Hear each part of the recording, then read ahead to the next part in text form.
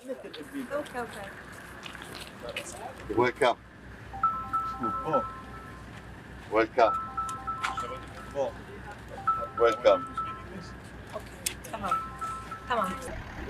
Saya militer Gerakan Jihad Islam Palestina Al-Quds menyatakan bahwa tim medisnya menangani salah satu sandera Israel yang hendak mengakhiri hidupnya.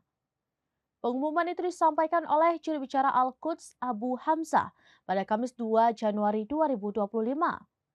Ia menyebut upaya untuk mengakhiri hidup itu dilakukan salah seorang sandera sekitar 3 hari sebelum pengumuman.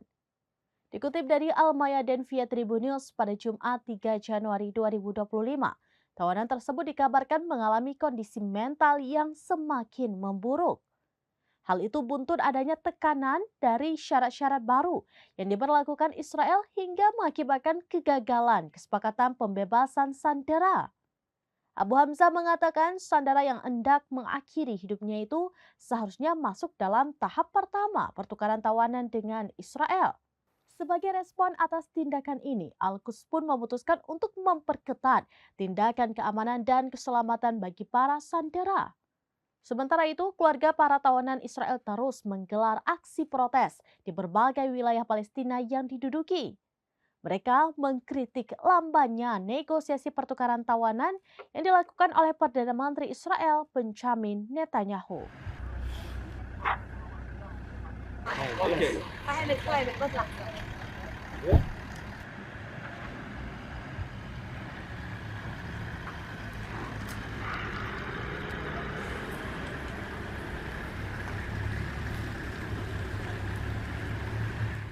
Demikian informasi terkini Syedar Alun. Saksikan terus beragam informasi lainnya. Jangan lupa like dan share seluruh akun serambines.com.